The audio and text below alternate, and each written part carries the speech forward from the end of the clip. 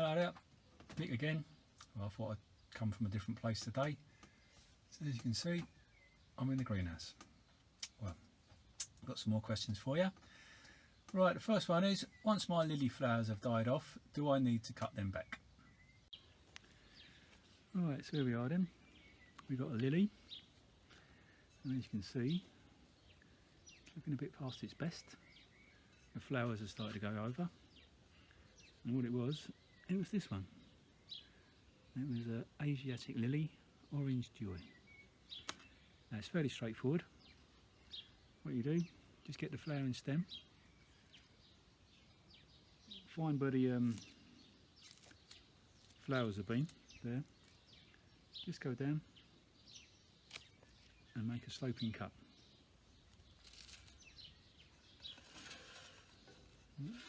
Do it for 3. So the reason you're cutting the dead flowers off is so that the plant's energy doesn't go into making seeds. It saves all its energy to put back into the bulbs so that it can flower again next year. Once you've done that, give it a little bit of water and then put it somewhere that's a little bit shady, semi-shade, gets a bit of sun, gets a bit of shade. And that's all you need to do. Number 2 then, the roots of my lavender seem to have rotted off. Have I overwatered? And if I have, how much should I be giving? Right, to answer the question, have I given it too much water? Well yes, I'm afraid you have. Here we are, my front garden. You can see lavender, nice row of lavender there. This is a south-facing garden, so it's in the sun most of the day. And also at the back, the front of the house there, it's got white weatherboard, so it's reflecting the sun down all the time. Now lavender normally comes from the Mediterranean region, so it likes it hot and dry. And if you usually see lavender, it's a grey colour, isn't it? This is green at the moment because it's all the new shoots. So what makes it a grey colour on the leaves is they're covered in loads and loads of tiny little hairs, and it's just to help trap moisture. So this is the main type of lavender you can buy. This is English lavender, Lavandula angustifolia. Used to be called Lavandula officinalis, but they changed the name at some point. Now to water it only needs watering when you first plant it. Just give it a regular water about once a week, and then once it's established, once it's like this, it doesn't really need much watering. It's fairly drought tolerant. Like I say, it comes from the Mediterranean, and it can get most of its needs from the rain. And just to show what I mean, if we come down here, if we look there, there's a lavender there that's growing in the crack of the tarmac. So that just shows it doesn't need a lot of water. Now if you're growing in pots, that's a bit different. Best sort of pots to grow in are terracotta or ceramic pots, but they do need to have good drainage, and you will need to water in the summer about once or twice a week, and that's all there is to it. They're fairly easy to look after, lavender. Right, question number 3 is to do with hanging baskets. I bought some hanging basket plug plants. If I plant up now, should I keep them inside in my greenhouse or can I put them straight out? So for the hanging baskets, here's some petunia plug plants that I potted up about 2 weeks ago. Did a video, you might have seen me doing it. Now I've had these in the greenhouse because it's still May. What's it today? It's May the 19th today, so we've got about another 10-11 days until the end of May, till June starts. Now they say you shouldn't plant out until June, but if you've got a spot that's generally frost free and that's where you're going to put your hanging basket, it shouldn't be too much of a problem. I've had these in the greenhouse because, like I say, it's still May and we have had a frost since I potted these up. They wouldn't have affected these too much where I've got the greenhouse and the plants around it, because we're in a bit of a frost-free area. But up at the allotment, the frost did whack the potatoes. They got up there a little bit, killed off some of the foliage. Won't kill the potatoes, but it's just going to put them back. But what I have got out here is the hanging basket I've been trying. I've got some begonias in there. There's 5 in there. But what I was trying to achieve hasn't quite worked. I planted 4 around the outside and 1 in the middle, and the ones around the outside, the idea was they was going to come out the sides and trail down. It's not quite worked. So what I'm going to do, I'm going to put those petunias in there, and hopefully that should work. And this basket, this has been out here for about 2-3 weeks now. So it was out in the frost we had. Was it last week when I've just been talking about the potatoes? But because it's in a frost-free area, or frost-free part of the garden, so if you know your garden, which areas are frost-free and which areas get frosted, that would give you an idea when to hang your basket out. You could plant it up now and hang it out, or just play safe and wait until the 1st of June and then plant it out in June. Number 4 to be the grandkids. I want to introduce my grandchildren to gardening, mainly something they can eat. What should I start them off with?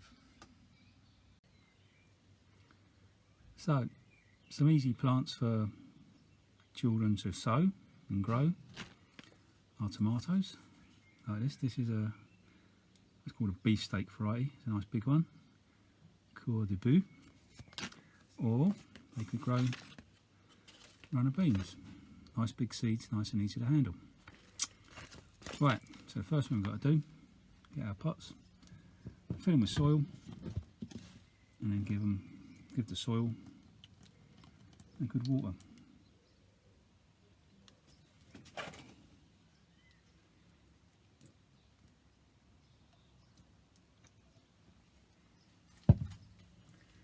Right, let that soak in a little bit. Get our seeds. We'll do the tomatoes first. A foil packet. Just sprinkle some in your hand. Like that. And then what you want to do is put 2 in a pot. Now, a good way to handle seeds, get a pencil, lick the end, and that will pick the seed up. And you can just push it in place. You can see that, the seed in there. Put 2 in a pot.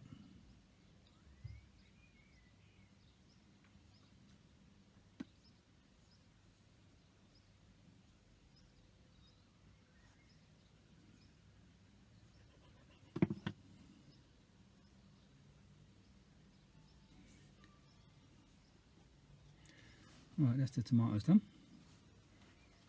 We do. Next thing, get a label, stick a label in, bit of soil, sprinkle on top, not too much, and then just another little bit more water.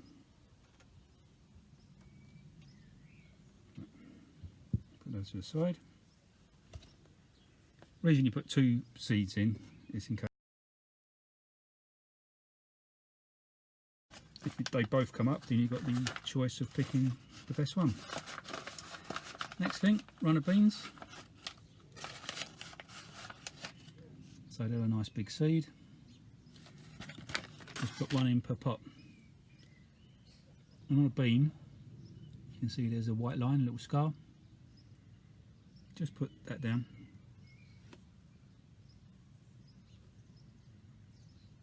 So, like that. A little bit more soil on top.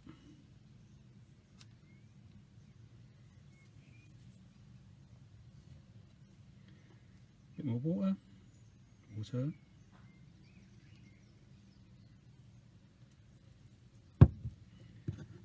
then put another label in. Put those to the side. And after a few weeks, the tomato should look like that after about 2 weeks. 10 days, 14 days. tomato look like that. Then after about another 3 weeks, they should start to look like this, the tomatoes. These ones have been growing since about February though, so they're quite advanced. Then once they got to this stage, you can take them out of the pots, and you can either put them in a grow bag, or you can put them in a big pot. A little tip is, next to it, you can see there's a marigold. And what that's for, that's called a companion plant. And that just helps to keep away aphids and whitefly and other pests like that. Right, last question. What bush can I plant to attract butterflies and bees to my garden? Something that doesn't get too big and is easy to maintain.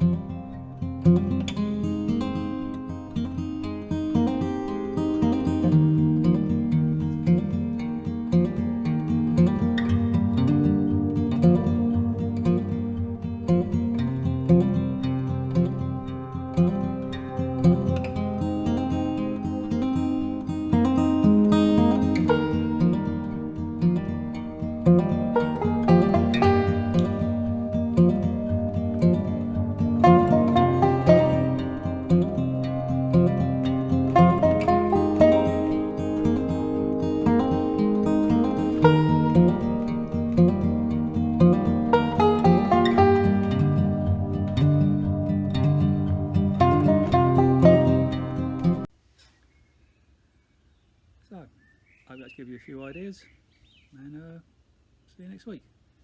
Don't forget, any more questions, send them to Leslie and she'll send them to me. Bye.